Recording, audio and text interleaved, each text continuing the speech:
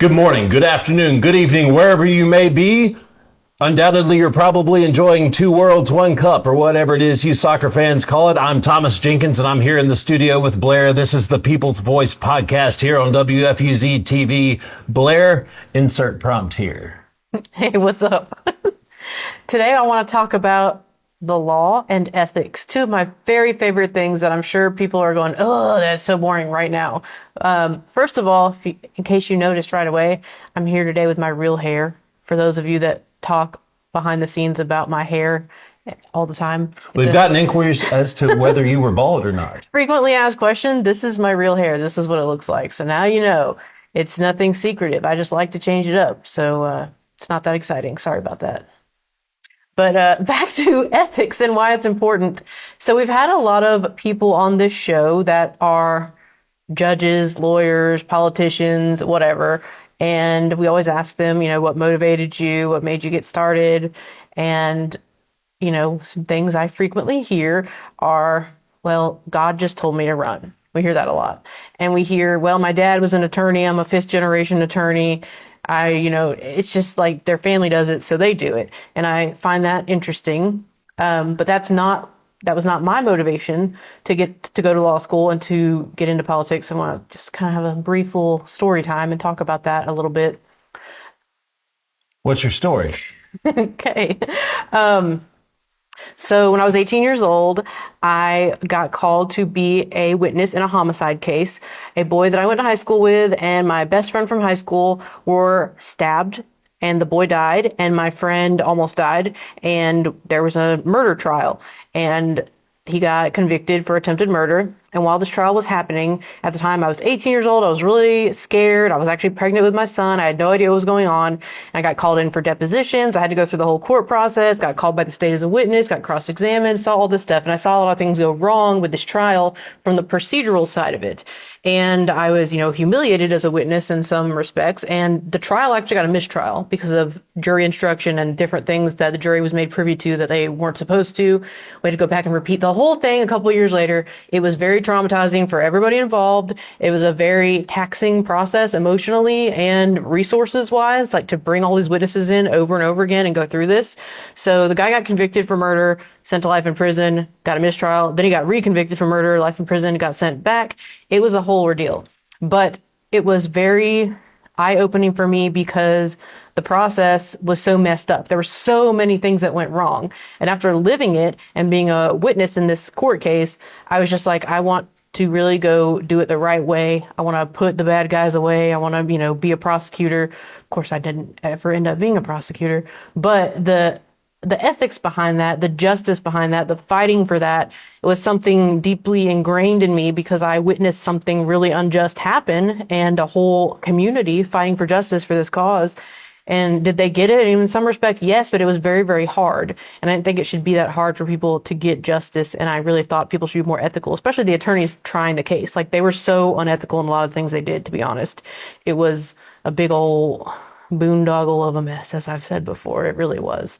So as we look now at the people running for office, I think especially some of them are lawyers or, went to law school and have a legal background, have a background in policy, and they ran for office and they make laws. Like, when you're electing someone to an office, they're going to be in charge of passing legislation. They need to have some legal background. That's like why I went to law school, because I wanted to be in a place to affect policy and write legislation. So if we're electing people to do that, ethics need to be the biggest part of who they are. If you're not an ethical person, you don't treat people with respect and dignity, you're not willing to stand up for what's right, then what good are you? What good are you as a politician or as a representative if you cannot be ethical? And I think you're no good if you can't do it. And so how does this tie into what's going on in our lives right now? Well, I seem to notice there's a pattern, as some of our friends would say, where the public is ill-informed, or for whatever reason, they keep electing really unethical people. Not all of them, a lot of them. And that's a problem. And now, a lot of people, you meet them. I would caution anyone when someone's running for office and they just appeared out of nowhere. They're not long-standing in the political scene. They're not deeply involved. They don't have any civic groups that they're associated with. They just, I want to run for office. Plop, I'm here in Baldwin County, Escambia County, whatever. I'm ready to run. this is who I am. You talking about like Yankee carpetbagger some bitches that go crawling off into the wiregrass? Yes, I'm talking about those, and I'm talking about people that live here and just didn't really get involved until they wanted to run, and now they're like, well, now I'm going to run, so I'm going to jump in and like try to do stuff, and they start going to all the meetings and doing all the things. But I feel like too little, too late. You need to show consistency. You need to show a background and willingness to do this. You need to have the experience when it comes to listening and being involved in your community, and not just pop out of nowhere and want to do it to get elected. And let's say you lose. Let's say you lose your race. Okay, well, like if you really care, then keep doing all the things. It doesn't matter if you win or lose. You should stick around and be a voice for the people like you said you were going to be, because it doesn't really matter if you're in office or not. You can still affect change if you really care to do it. So is it really about you, or is it about the people? If you're ego driven, it's about you, and you're probably not going to be a good representative. If you care about people, then you're going to keep fighting and keep talking and keep, actively doing what it is ever you want to do to fight for people. So I don't think it really matters if you win or lose. So what about the ethics of the people that are calling out the ethics of others? What about those throwing stones who have glass houses? Yes, ethicception. There's so many people out there that portray themselves one way, then you get to know them and the mask falls off.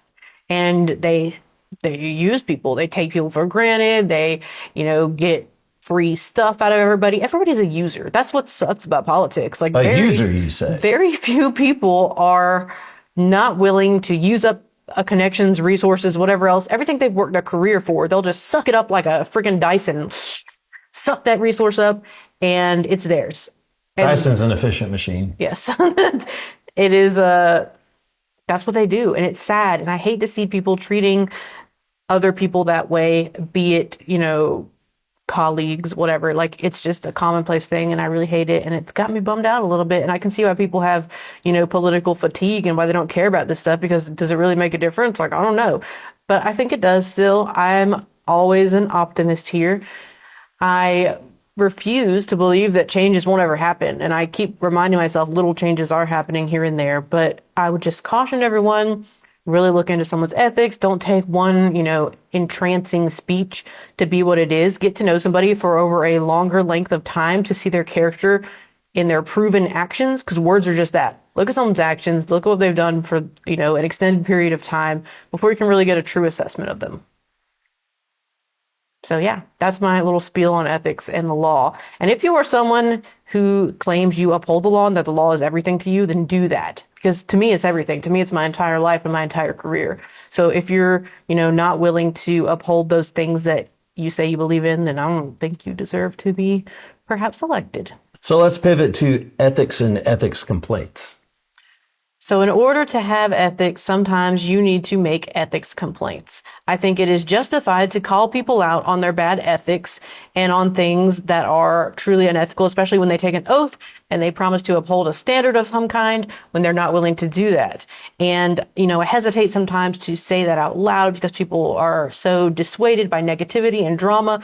But the truth of the matter is, if you're really someone who's ready to fight for what is right, then you need to be willing to call it out. So I am glad there are people out there calling out certain things. I would encourage everyone to look at every side of a story and look broad, look beyond one town, one city, one district, one area. Look at our country as a whole, look at all the regions and see what is happening. Because when you start to look more broadly, you will see that these are things happening all over. It's really the same people in power everywhere you go in this country. It's not really that different between Alabama, DC, Florida, whatever else. It's kind of the same power players and the same games and the same puppeteers pulling the strings. So as we say that going forward, there have been already people running for 2028. There have been people coming out to do this. We will continue to fight in whatever way we can for what is right, for ethics, and for, things that are legally sound. I think we need to keep upholding some kind of standard, no matter who is in the White House or who is currently in office and what their behavior may be. That needs to reflect a standard of decorum, and it will happen from both sides. So, I'm making kind of a pledge to go forward to uphold that standard a little more maybe than I have done in the past in terms of, my personal bravado or whatever, like statements that you make publicly. I think that just because things get a pass in the national news doesn't mean we as a local society need to stoop to that level sometimes. So that's kind of where I am sitting on it. But as we go forward, I just hope everybody starts to make a little more change so this isn't such a nasty environment. Yes, as we've seen, negativity does not win at the polls. Right. Nobody comes out to vote when they're frustrated and when they feel like nothing matters and everything's trash.